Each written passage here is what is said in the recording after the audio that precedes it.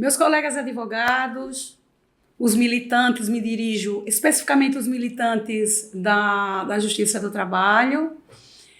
Hoje eu estou aqui, né, no espaço da OAB para fazer um podcast acerca da execução trabalhista. Né? Sabemos que a execução trabalhista ela é uma fase do processo de cumprimento, né, do crédito do trabalhador. E hoje vamos iniciar esse podcast com a presença do Dr. Newton.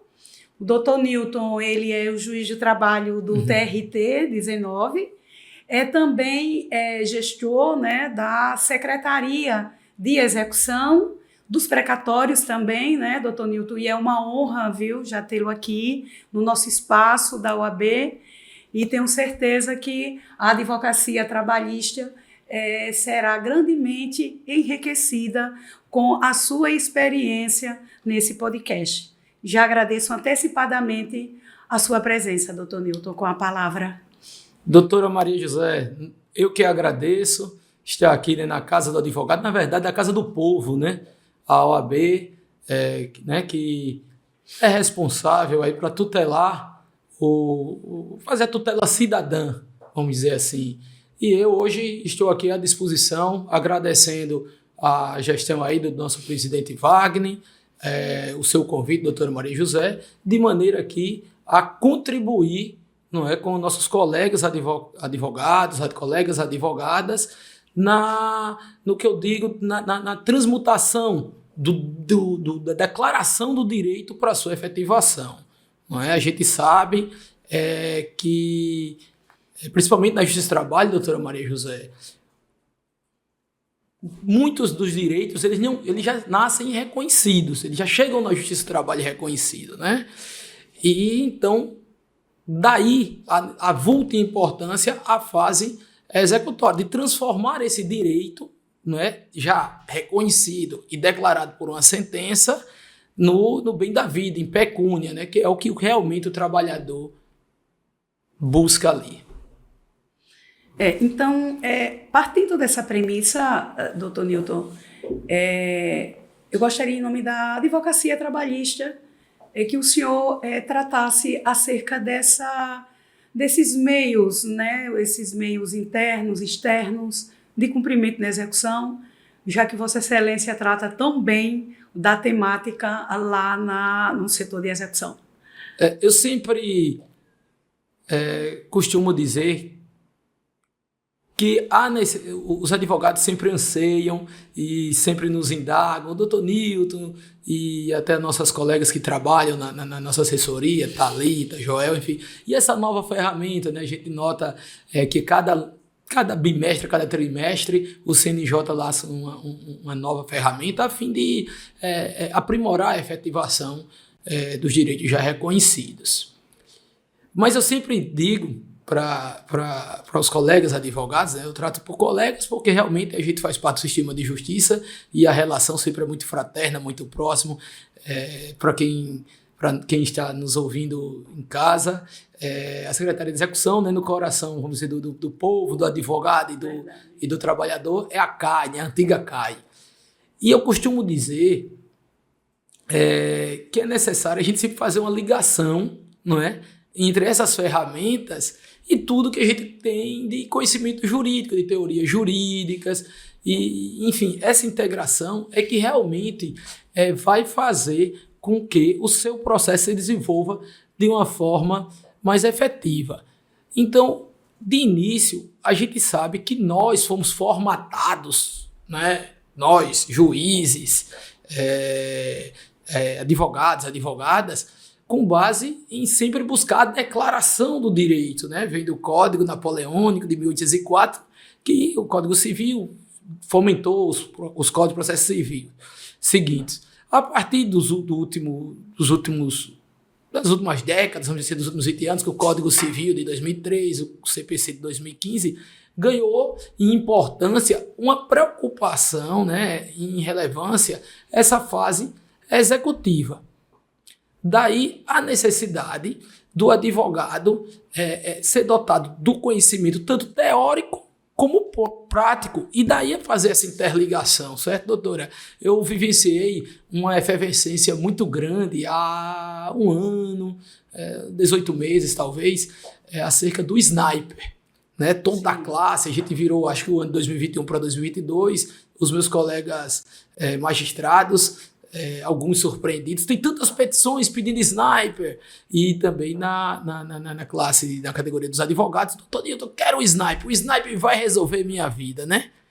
Quando, na verdade, o sniper é somente mais uma ferramenta que fornece informações valiosas, mas que o advogado necessita dessa capacitação, do exercício, da integração entre as teorias jurídicas, seu conhecimento jurídico e a ferramenta, né? E aqui hoje eu tenho certeza que a gente vai falar de muita ideia boa, doutora Maria José, muitas ferramentas e até mesmo de fontes abertas, né? Que não são... A pesquisa patrimonial, ela não tem como foco tão somente aquelas inúmeras, eu já diria quase umas centenas de ferramentas que vai desde o Sisbajude, Quinib, Infojude, Infoseg. Suspensão de documentos, do devedor. Suspensão de CNH, suspensão de passaporte, entre outras até mais drásticas, como cartão de crédito, fornecimento de energia, rede social, enfim. Tem para todos,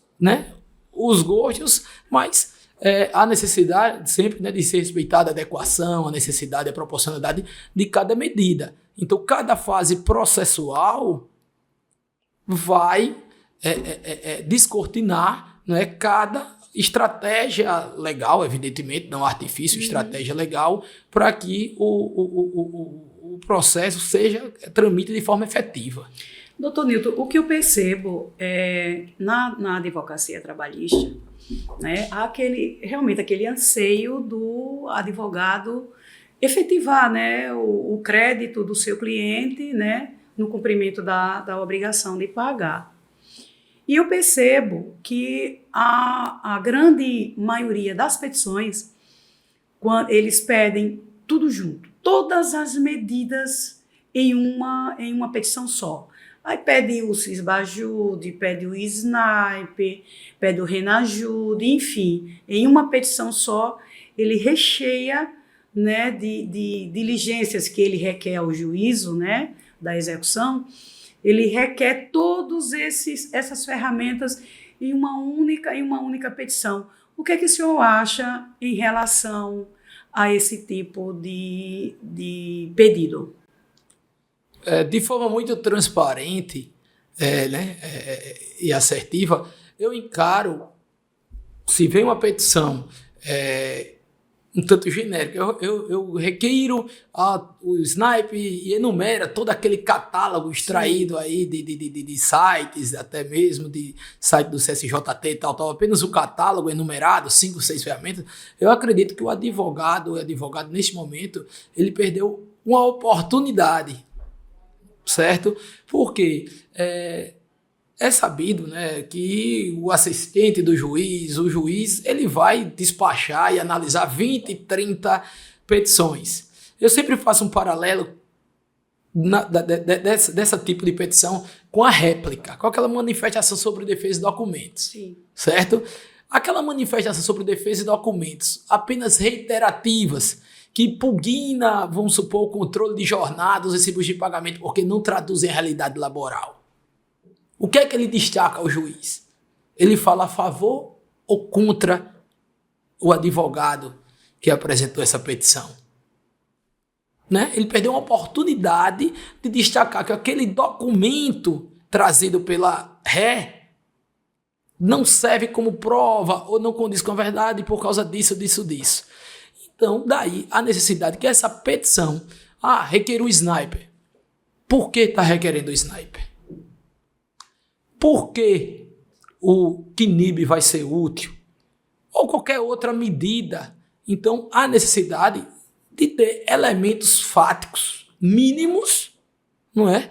Para que esse fato chame a atenção do juiz. E aqui hoje a gente, né, pode enumerar várias situações, a gente vai ter oportunidade de que o advogado pode conseguir informações não é até sentar da sua tela, até mesmo no Google, ou quem sabe pelo Instagram, e trazê-las e com base nessa informação, aí sim, postular a medida, a ferramenta, a medida mais adequada ao fim, talvez ainda não visado por ele, mas o fim mais apropriado.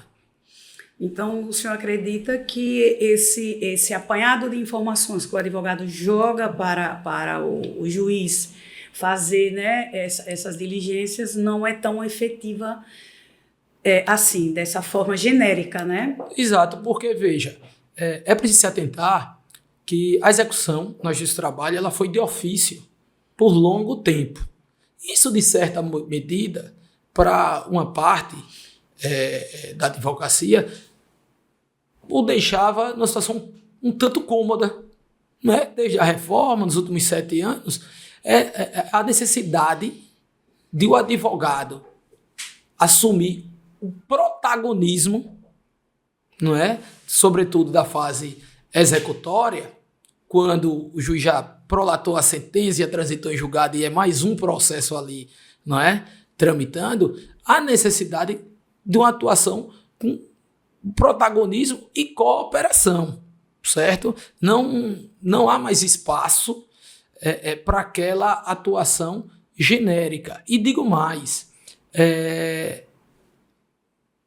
o nome do nosso setor hoje é Secretaria de Execução e Pesquisa Patrimonial, mas nós atuamos nessa pesquisa patrimonial em grande monta com um dos devedores mais contumazes. Então, releva o protagonismo, né? Amplia a necessidade do protagonismo do advogado naquelas execuções que o devedor tem 1, 5, 8, 10, 12 processos, né? Porque nós do Núcleo de Pesquisa Patrimonial, quando realmente é um devedor que tem 30 execuções, 50, nós até avocamos, reunimos a execução no núcleo e a partir daí temos uma atuação mais incisiva, mais contextualizada.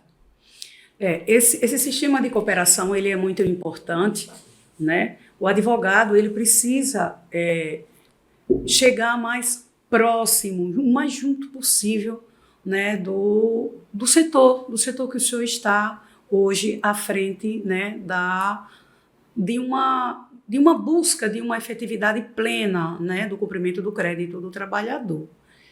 Então, qual seria a ideia, o ponto-chave para que esse advogado possa chegar até lá na sua secretaria para fomentar essa busca de patrimônio e até de resolver, né, de forma mais eficaz a busca desse cumprimento do crédito do trabalhador? Doutora Maria José, eu gostaria também de destacar que, embora a pesquisa patrimonial, né, seja talvez a figura mais marcante, né, desse processo executivo, desse sistema em busca da efetividade das decisões judiciais, todo o tribunal, né, não é somente o núcleo de pesquisa patrimonial, ele possui acesso a todas as ferramentas, certo, do sistema de justiça. E até mesmo os advogados e advogadas do seu escritório, em boa parte delas, têm acesso também de forma tranquila. Vou dar um exemplo. O Sniper. Hoje, o Sniper, né, tem lá, Sniper Cred Localiza, algo assim.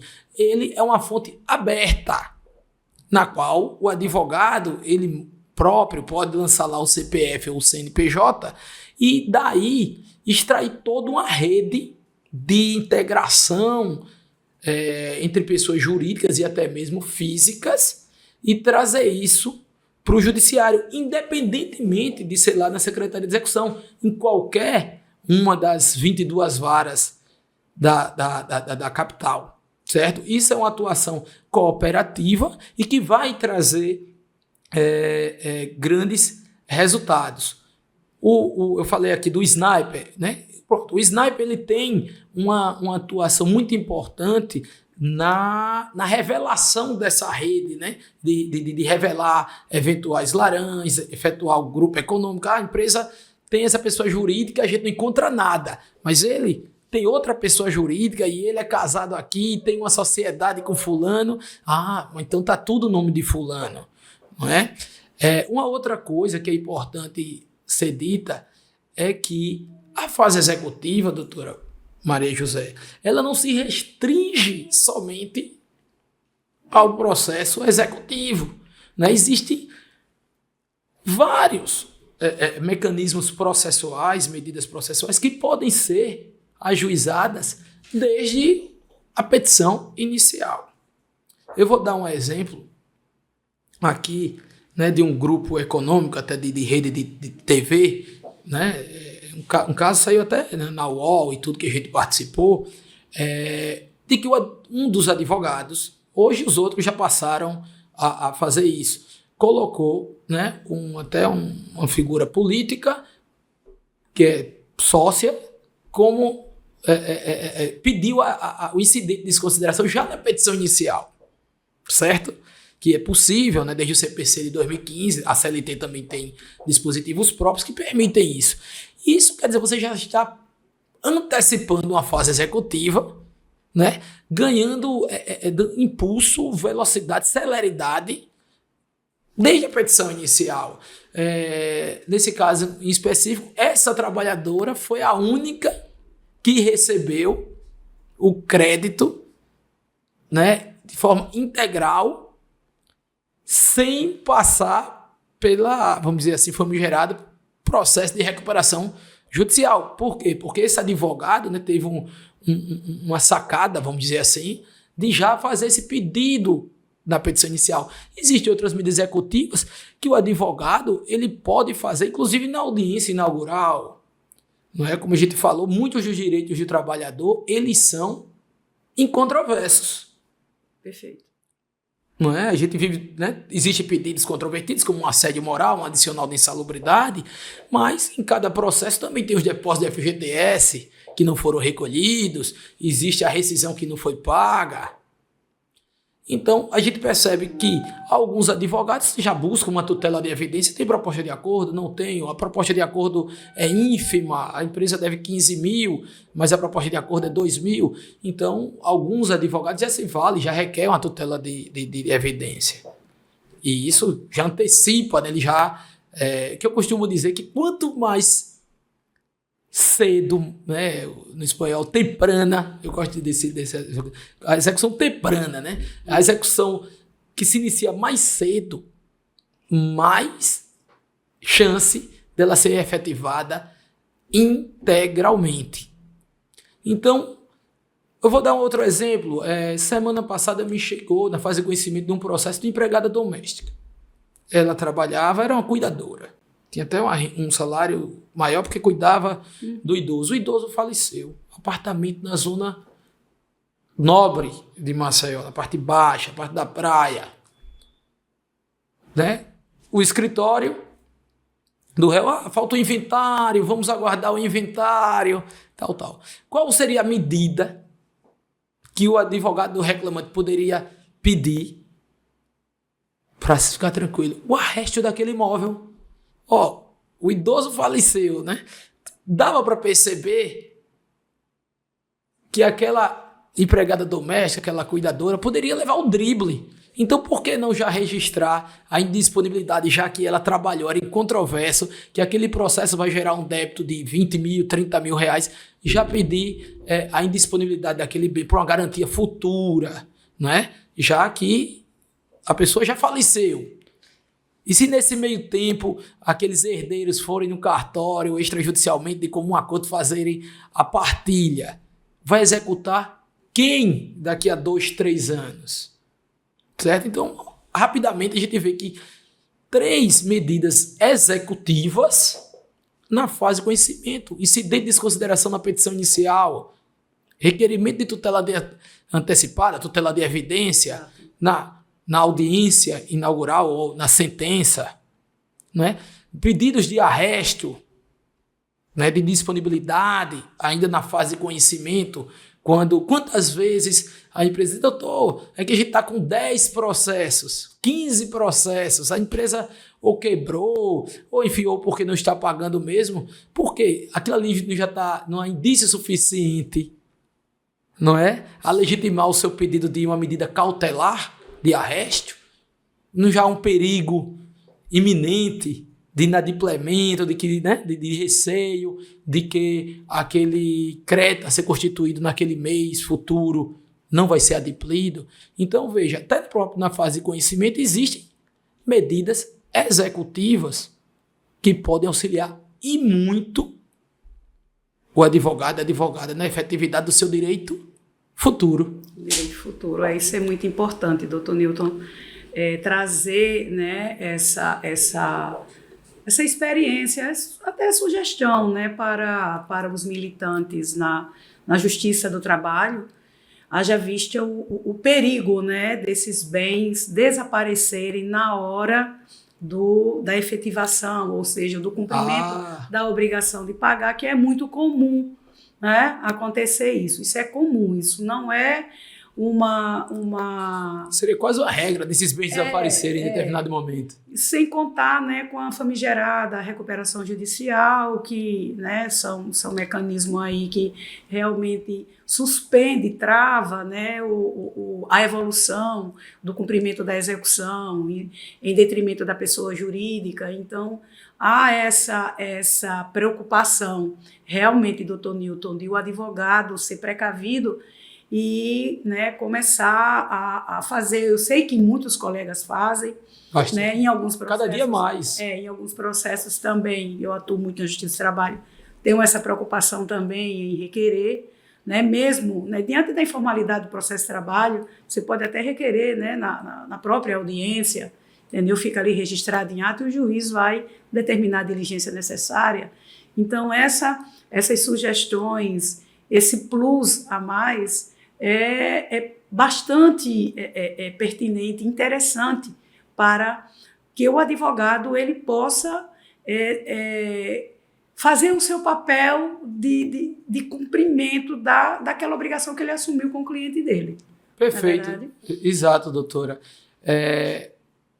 Eu queria deixar claro aqui que, como pode até estar soando parecer, que eu não sou jamais contra o uso das ferramentas patrimoniais. O que eu queria alertar aqui, até porque eu faço uso diário delas, né? A gente é o master lá, então Sim. A gente é responsável justamente pelo setor de pesquisa patrimonial. Mas o que eu quero dizer é que existem vários instrumentos jurídicos e medidas judiciais que também são efetivas e já existiam, existem, e a cada dia, com a criatividade, elas podem ser utilizadas em prol dessa efetivação. Eu vou dar um exemplo do que eu estou dizendo. Muitas vezes eu resolvo o processo num mero passeio pelo Instagram.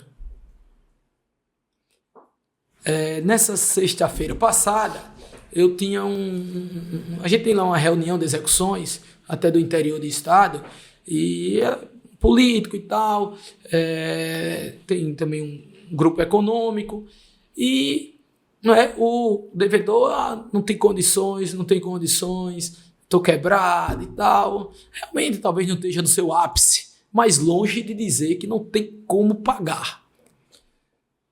Então eu dou um cliquezinho no Instagram do cidadão. O cidadão está lá em São Paulo, celebrando o aniversário da sua digníssima esposa, naqueles restaurantes. Isso é um caso real, foi sexta-feira. Aqueles restaurantes que tem aqueles, não sei se é o nome em inglês, Sky, enfim, aquela vista tudo aceso de São Paulo, aquelas vidraças. Em cima da mesa do cidadão, eu gosto de vinho, mas ele estava tomando vinho melhor do que eu vi o nome do vinho, joga no Google. O vinho custava R$700 no mercado, né, no Google, né? Imagina num restaurante. Veja, são elementos que, embora possam não... Tá me dizendo... Tá dizendo o quê? Sim, ele tá lá, é sexta-feira e tal. Mas ele não...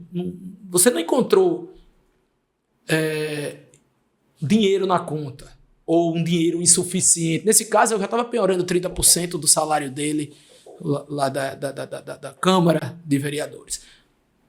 Mas eu não encontrava imóvel, eu não encontrava carro, evidentemente que ele possuía carro, até mesmo porque em um dos vídeos ele aparece num veículo daqueles SUVzinhos, que os bancos são todos clarinhos, combinando com o carro, bem bacana, teto solar. Demonstrando uma ostentação. Eu não senti nem que ele estava ali gravando os vídeos dele, tô chegando na comunidade e tal, vim hoje aqui e tal, gravando, bom dia e tal, fazendo o Instagram dele acontecer lá no dia. Mas vejam, essa medida, daí o conhecimento jurídico ligado ao fato. Ele não tem o cisbajude, infrutífero ou ínfimo. O rinajude, zero, veículo zero. Imóvel, tem, é bem de família ou tal, não tem o nome dele. Mas ele está vivendo, ele está em São Paulo no final de semana, tem uma passagem aérea aí, né, que a gente sabe que ele remonta aí no mínimo R$2.000, com a esposa, tem um hotel, tem uma noitada lá em São Paulo na sexta-feira e continua no sábado. Então, a gente sabe aí que uma viagemzinha que ele deve ter gasto no mínimo em torno de R$10.000, né? Tem o presente da esposa. Será que isso aí não subsidiaria uma caracterização de desrespeito com o processo, com aquela dezena, no caso, 17 processos que ele tem, um desrespeito, um descaso apto a fomentar o uso de algumas medidas indiretas mais drásticas? Então, será que aquele pedido genérico de CNH bloqueada, suspensa a licença de dirigir, tem efeito? Se eu pedir dissociado, o juiz vai olhar assim, CNH, defira, porque é liberdade de locomoção. Sim. Será que não é diferente, fazendo o link com o nosso papo anterior, do advogado trazer a foto? O Instagram do político é aberto. Então, a foto e narrando, sexta-feira, aniversário da esposa, tomando vinho, esse vinho custa tanto, tal, é um descaso com o judiciário e tal. E aí sim, pedir a suspensão de CNH. Seria uma justificativa plausível, né? Será que o juiz negaria ou deferiria? A maioria, com certeza, se sentiria até ofendido, não é, pelo descaso, né? A gente viu até um despacho que correu essa semana. De vez em quando a gente vê, tem memes até né, no Instagram, tal, lá do devedor ostentando, e, né, cisbajude zero e o devedor no avião. Então, até pegando o gancho dessas medidas mais drásticas, né, que são medidas indiretas, né? A gente sabe que tem medidas diretas, que são aquelas que incidem sobre o patrimônio. Penhorou o imóvel. Ótimo, é uma medida executiva direta. E tem as indiretas, que são aquelas que visam, de certa forma, coagir, né? Fazer com que, né, criar uma pressão psicológica no executado para que ele venha cumprir. Então, CNH e passaporte é essa. Aí as pessoas pedem, como se pedem, né, no popular, Deus, não é? Mas, além desse entrelaçar do fato e o pedido, né, que a gente examinou há pouco, essas medidas, pegando o gancho, né, do nosso assunto aqui, elas também necessitam, principalmente, o Supremo já declarou que elas são válidas, com base no 139... 139, inciso 4, não é? CPC. Que aquilo ali, gente, é a cláusula geral de efetivação da tutela jurisdicional. Até rima, né? Cláusula geral de efetiva tutela jurisdicional. Porque você observa que aquilo ali não disciplina os poderes, deveres, né? Poder e dever do juiz na efetivação do crédito, né? Ele não é um rol taxativo, é um rol exemplificativo. Então é uma cláusula geral, aberta. Conceito jurídico indeterminado, cláusula geral, enfim. O Supremo já declarou, né, que são válidas, desde o quê? Que seja razoável e proporcional. Vamos suspender o passaporte. Quer dizer, se você suspende o passaporte de quem faz um tratamento de saúde, o devedor faz um tratamento de saúde, sei lá, nos Estados Unidos ou na Argentina, ele vai justificar que é um tratamento de saúde e aquela medida vai ser passada como desproporcional, porque, né, tá colisão de direitos. Mas, em regra, né, são poucas pessoas que viajam por tratamento de saúde, não é isso? Então, e muitos que viajam, uma boa parte da população, ostentam, colocam no Instagram. Então, são fontes abertas que ajuda. Quer ver outra fonte aberta, doutora? Uma das melhores fontes abertas que eu acho? Os outros processos. A empresa tem 30 processos. Cada processo é uma história. Eu vou num processo, eu já sei, tenho indícios, mas preciso provar o que o meu trabalhador me diz.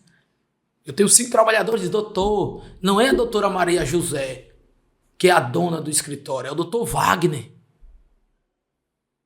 Na Rádio Peão se diz isso. Quando eu vou olhar os processos, né, lá atrás vai ter um rastro. Né? Existem as pistas digitais, também tem os rastros documentais no mundo físico.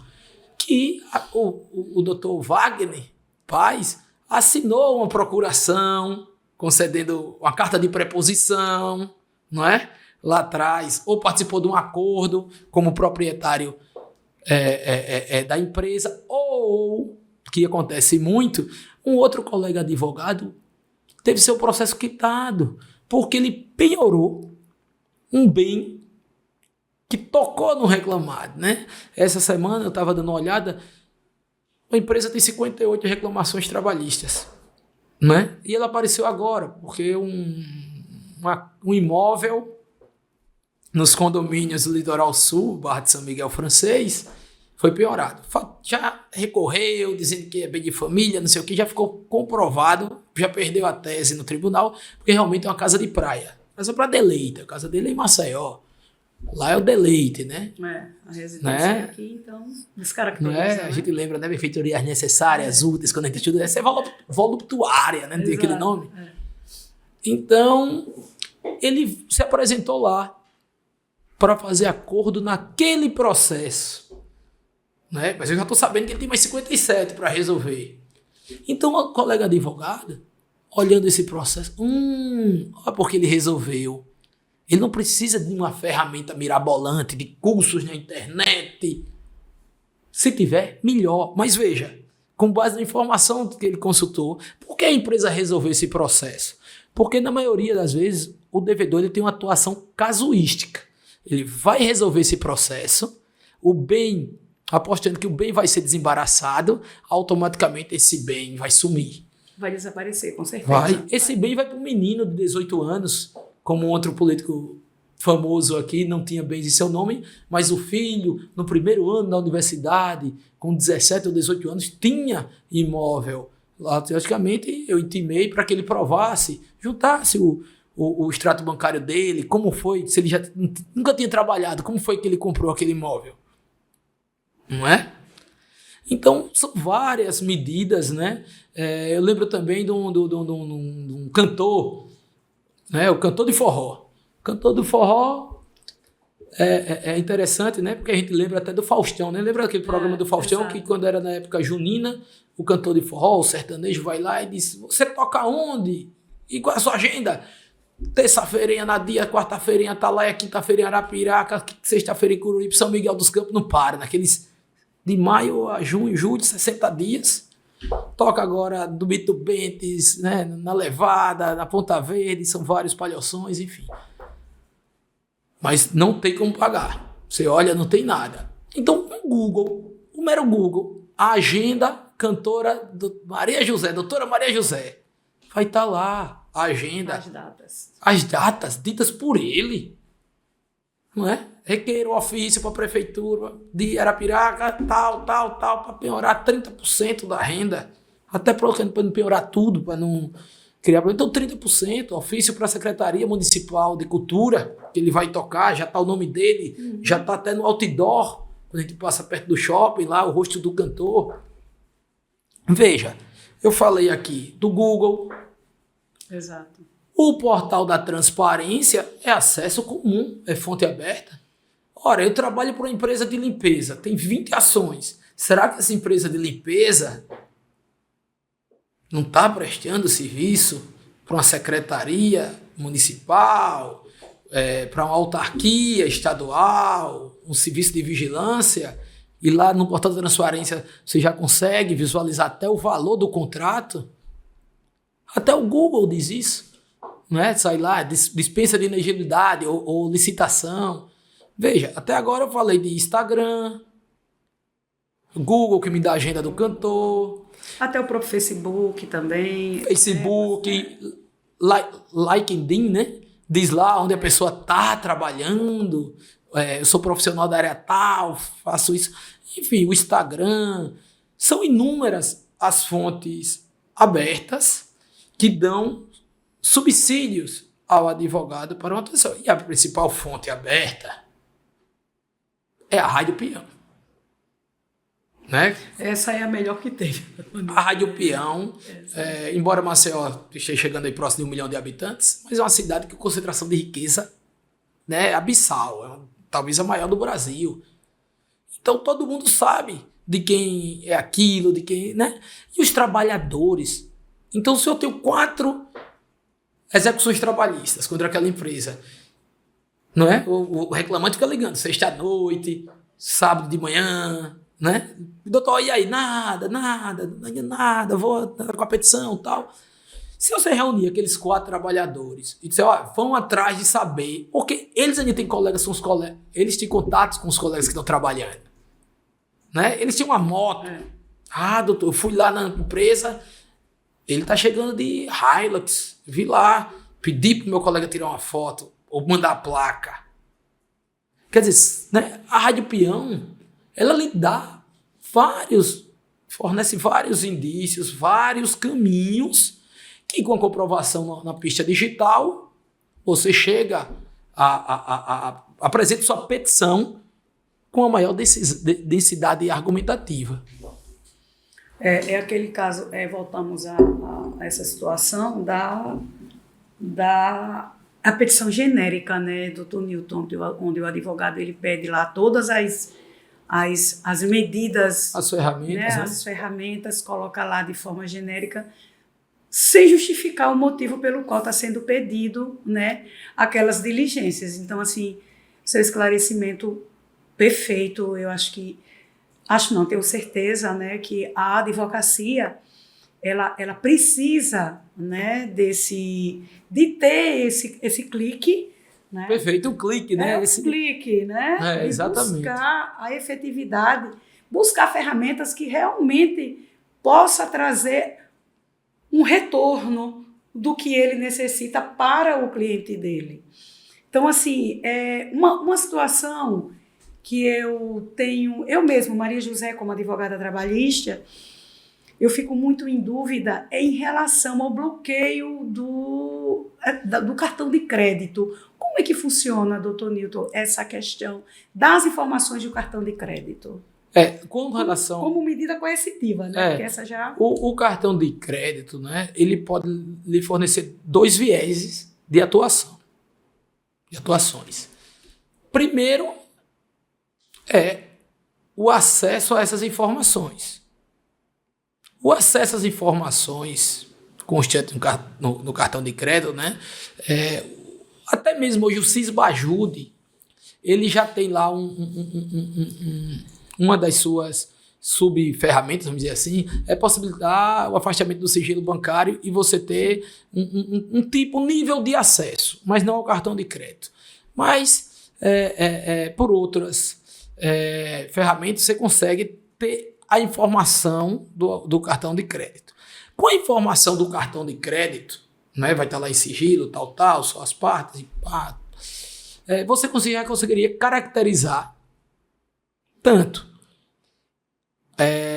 a ocultação de patrimônio. Já é um devedor doloso. Esse é. Porque se ele tem lá, ele gasta 12 mil reais de cartão de crédito, 18, 25, e você analisa o cartão de crédito e tem lá TAM, né? Restaurantes aqui da nossa capital, ou de outros estados, né? Joalheria.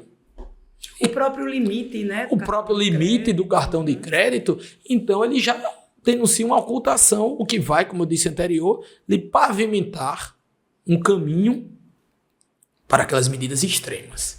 E aí, quando você suspende o direito de dirigir, não é, desse devedor e o passaporte, ele vai falar com o seu advogado para resolver aquele processo. Ele não vai resolver todos os processos, não é? Ele vai resolver aquele processo. Por outro lado, uma segunda atuação é essa medida mais drástica. Alguns magistrados entendem que se pode evoluir até a suspensão da utilização do cartão de crédito, da bandeira, né? Ele não poder realizar compras com medida coercitiva.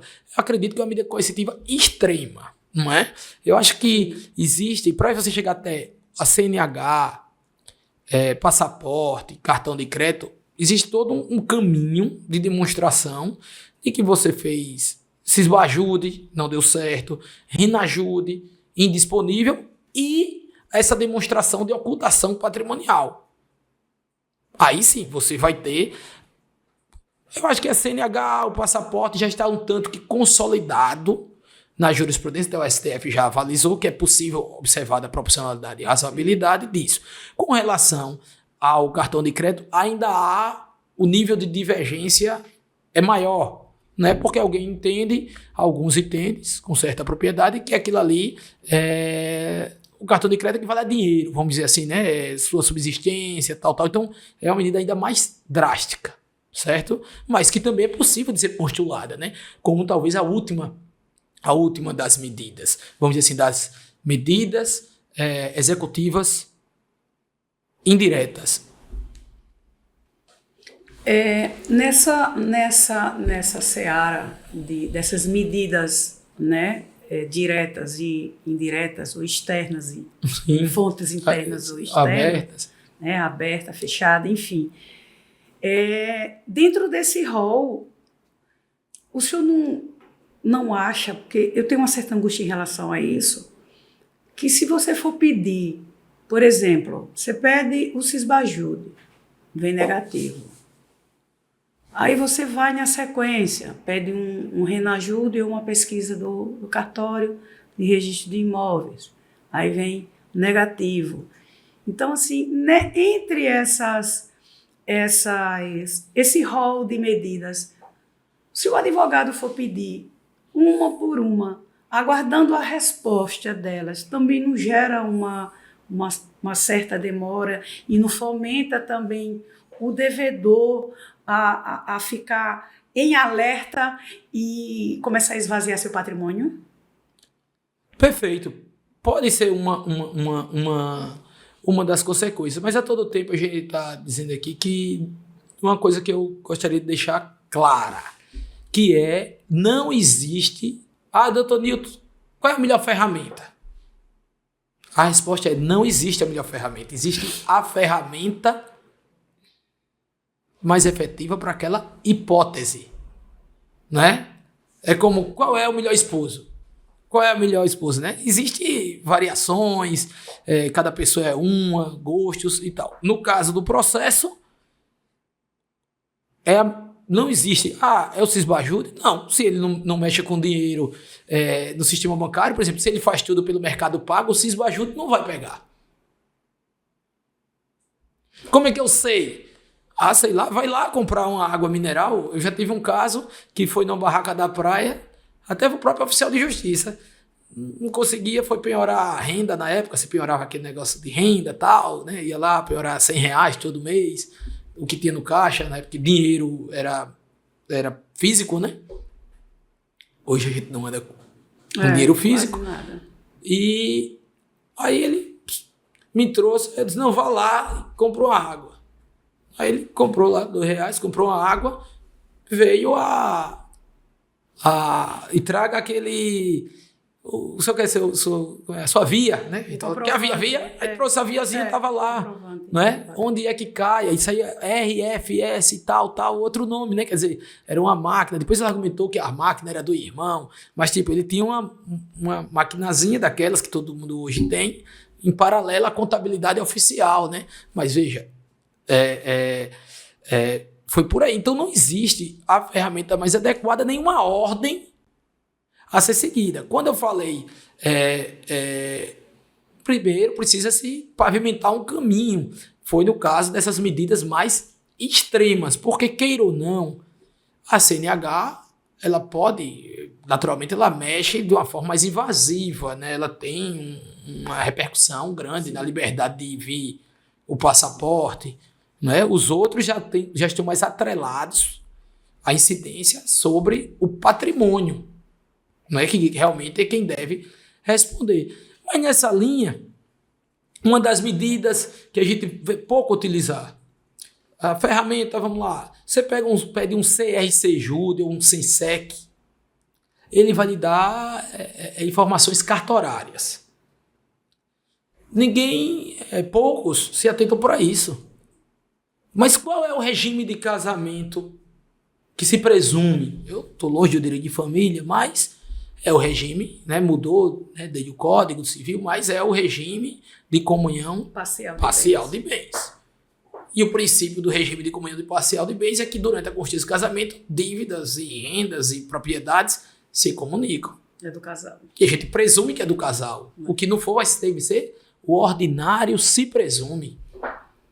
Veja, eu não estou falando nenhuma, né, nada tecnologicamente, não, estou falando do básico, né? Então, o ordinário se presume. Doutora Maria José, se a senhora não fosse colocar uma coisa no seu nome, a senhora colocaria no nome de quem? Colocaria no nome de um filho, né? Só não colocaria no nome de amigo, amigas, né? Mas... nome do marido, do filho, da irmã. Principalmente se a irmã também trabalha na empresa, é gerente. Exato. Se não vai por aí, vai pro gerente, que trabalha há 20 anos, 15 anos, que é o braço direito, quase o alter ego, né? A gente fala muito do controle de jornada, né? Naquele gerentão, diretorzão. No caso, vamos ver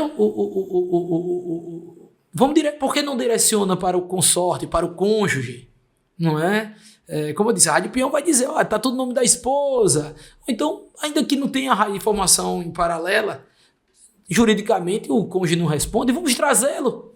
Será que quando a gente apertar o cônjuge, né, que seja um profissional liberal, que a penhora incidir sobre a renda do profissional liberal, que muitas vezes não tem nem a ver com aquela empresa ou que está inocente do ponto de vista dos artifícios lá do proprietário da empresa. Quando trouxer esse cônjuge, né, será que ele não vai estar mais factível a resolver?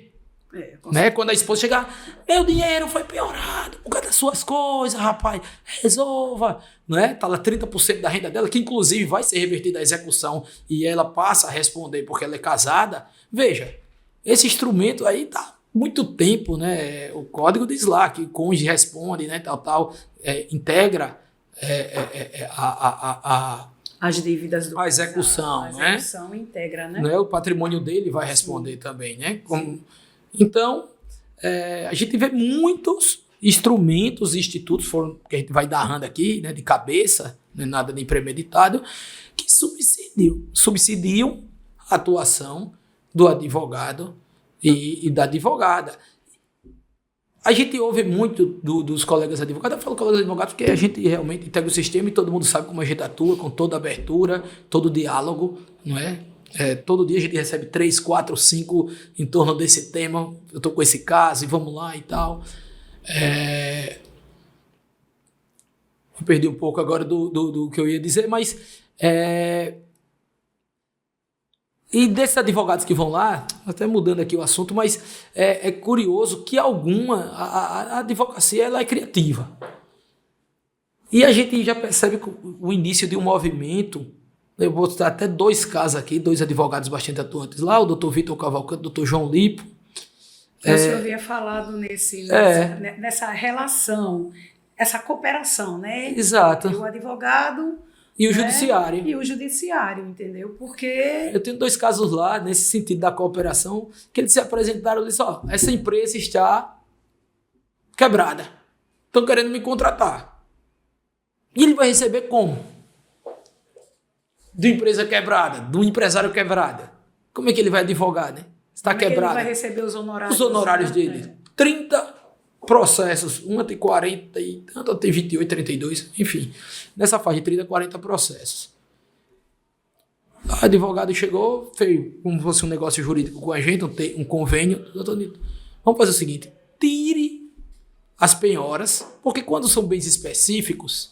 não é? Nesse caso era caminhão para transporte de gasolina, o outro era veículo e aparelho para empresa de fossa, né? De limpeza de fossa. Limpeza. Exato. São espécies, você vai levar o leilão, só quem não vai ter concorrência. É diferente de você colocar no leilão um apartamento, um quarto-sala na Ponta Verde. Ele vai sair por 80% do valor, 70%, 80% do valor.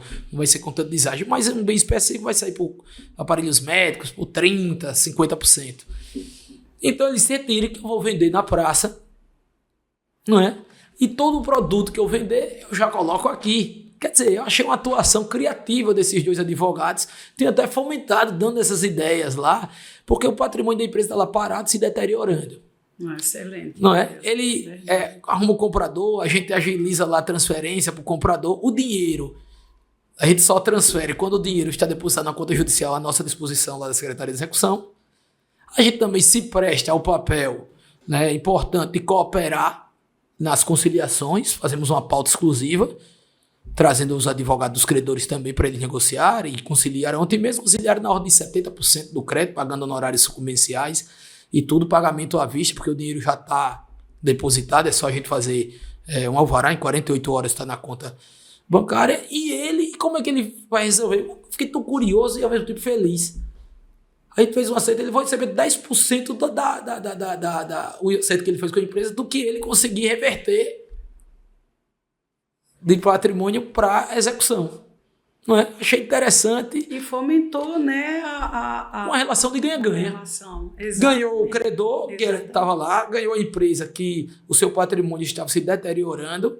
Não é? Ele vai vender os caminhões, mas o terreno, de repente, vão para os herdeiros, vão repartir. Continuava devedor trabalhista? Continuava. O crédito, a dívida trabalhista, ela é corrigida, né, de uma forma que a atualização superior a 1%. É 1% mais a correção monetária. É superior. Então, isso, quanto mais se prolonga no tempo, né, ela traz um ônus grande também para o empregador. Então, a secretaria também tem esse viés de cooperar. Estamos de portas abertas, doutora Maria José, para resolver de uma forma cooperativa, por audiências de conciliação. Eu brinco muito, né? Ele chega lá e diz, não, doutor, eu vim aqui, alguns, né? Eu vim aqui resolver esse processo. Aí chega lá sexta-feira. Olha, nunca, né? O processo é 2012. Aí eu digo sempre ao Joel, nosso diretor lá, olha, essa empresa aqui, o advogado quer falar com o senhor, que quer uma reunião das execuções para resolver tudo aqui. Eu disse, por que ele quer? Do nada, o devedor vem aqui, do nada, assim. Eu quero saber o motivo, vamos entender o motivo. Ou é uma licitação que ele vai concorrer, ou a gente já fez alguma coisa que está apertando algum colega de alguma vara, né, detectou um bem, restringiu a CNH, aí ele chega lá, eu digo, não, doutor, porque a empresa está aqui, predisposta a resolver. Não. Aí eu mandei um convite para você ouvir, né? Quando eu bloqueei a CNH, quando eu bloqueei todo o patrimônio do filho e da família, né? Enfim, que são usados como sociocultos, enfim. Então a gente tem vários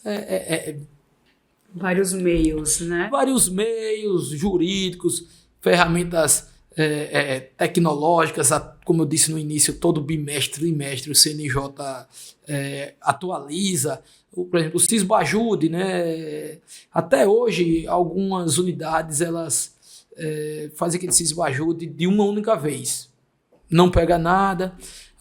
Evoluiu-se nos últimos 2, 3 anos para a famosa teimosinha. É a teimosinha. E agora, recentemente, vamos dizer assim, é uma linguagem minha, vamos dizer, o teimosão, que você já pode solicitar ele ad eterno. E eu tenho notado que, às vezes, o devedor para de movimentar, mas depois de 1, 2, 3 meses, ele volta a movimentar. Ele esquece, né, daquele débito. Ele se acomoda, ele diz, me esqueceram, e volta a movimentar. E muitas vezes, você vai piorando R$100, 50 não está efetivo, mas de repente piorou 800, 2.800, e aquilo ali vão se somando dia a dia, que no final de 2, 3 meses você já consegue pagar um processo, tem 15 mil, 18 mil, como diz assim, né, de grão em grão, né? É verdade. Enfim, o Cisbajude, são inúmeras. Agora, vem uma que é dos cartórios, uma nova ferramenta, SERP-Jude, SERP, SERP, vai ser lançada agora aí nos próximos meses, que aí vai agilizar muito a integração, não é, interoperabilidade do sistema dos cartórios. Então, a justiça vai ter condições de restringir imediatamente, ter um contato direto, né, com o cartório, porque hoje, ainda que a gente tenha o CNIB, que coloca a indisponibilidade, para a gente ter acesso a uma matrícula, tem que mandar um ofício, às vezes demora. Quando é com outro estado, né, às vezes em Pernambuco, a gente tem um delay muito grande. Demora na resposta. E pelo SERP, vai haver a interoperabilidade, né? Isso aí vai ser compartilhado e a gente vai poder diretamente ter esse acesso. Esse sistema ele é importante. Eu tenho um caso concreto lá do escritório em que o juiz ele determinou o ofício para um cartório de registro de imóvel no interior. Já foram reenviados 3 ofícios e o cartório não responde. A gente tem ciência, né? A questão cartorária, como qualquer entidade de classe, seja advogado, seja na justiça, né? É bom que se diga, e cartório a gente tem toda a qualidade, né, de atuação, né? E a gente sabe que muitas vezes os cartórios de cidades até menores, né, eles têm uma aproximação, né, grande do poder econômico, do poder político. Sim. E quando chega essa determinação, a gente percebe isso até mesmo, doutora, em gerências bancárias, né? Às vezes, quando a gente manda um ofício, se demora a responder, a depender do nível de poder econômico, político e social de determinado devedor. Mas, doutor Nilton, partindo da premissa que o nosso bate-papo aqui, a intenção é prática mesmo, né, voltada à advocacia, nessa situação posta de um cartório que não cumpre uma determinação judicial, porque o ofício é uma determinação judicial para que ele preste as informações, né? E nessa situação, qual seria a melhor forma do cartório cumprir essa decisão judicial? O que o magistrado poderia fazer nesse sentido? Eu também passo por isso. É bom que se diga, né? Só advogado, não. Em algumas situações, a gente tem um entrave cartorário e o caminho que a gente sempre busca é registrar essa ocorrência perante a Corregedoria Geral de Justiça do Tribunal de Justiça do Estado, certo? Às vezes que eu agi assim, enviando ofício e comunicando que estava havendo esse obstáculo, esse entrave, todas as vezes a questão foi resolvida eu diria até com certa celeridade. Então, o caminho é apresentar essa queixa, essa denúncia, dessa morosidade, né, desse abuso de tempo perante a Corregedoria Geral de Justiça, que é a entidade, né, o órgão Sim. responsável pelo zelo e administração da atividade cartorária. Perfeito. Doutor Nilton, estamos, né, partindo para o nosso encerramento do nosso podcast. E em nome da advocacia, em nome da OAB, né, em nome do nosso presidente, da nossa gestão da OAB, gostaria de agradecer, né, a sua presença, agradecer pela sua exposição. Para mim, eu já conheço a sua atuação, muitos colegas também já conhecem, sabe da sua preocupação, da sua dedicação, seu esmero, né, em tudo que o senhor faz na sua trajetória aí como magistrado. E agora, né, a advocacia ganhou, né, mais esse presente de ter o senhor lá à frente, né, dessa Secretaria de Execução Trabalhista. Gostaria de agradecer, em nome de todos, a sua presença e dizer que eu tenho certeza que essa sua exposição, essa sua experiência, né, posta aqui neste momento e também na sua labuta diária, trouxe uma grande esperteza para o advogado trabalhista militar com mais efetividade na seara trabalhista e mais efetivamente na fase de execução. Então fica aqui o meu agradecimento, entendeu? Pela sua disponibilidade, o seu carinho de nos prestar, nos presentear com toda essa sua experiência.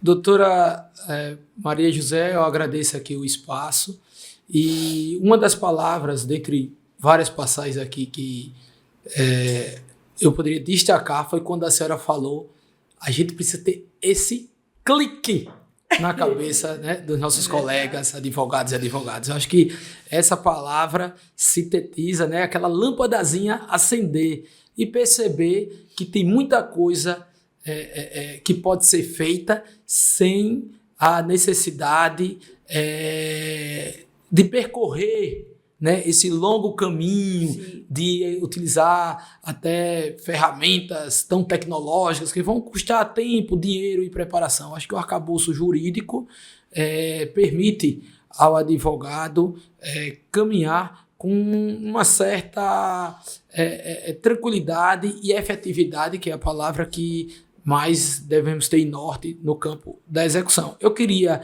registrar que a gente sempre está à disposição do nosso presidente Wagner, vice-presidente Natália, né, da senhora, das comissões aqui de trabalho. Temos lá excelente contato também com a ATAL e que a porta da Secretaria de Execução, da Secretaria de Precatório, estão abertos para recebê-los, doutor Bruno, doutor Geraldo, toda a turma lá que lidera, doutora Juliana, toda a turma que lidera lá a representação da advocacia trabalhista como um todo lá no Justiça do Trabalho. A gente agradece e coloca-se aqui à disposição sempre que precisarem. Obrigado, doutora. Obrigada, doutor.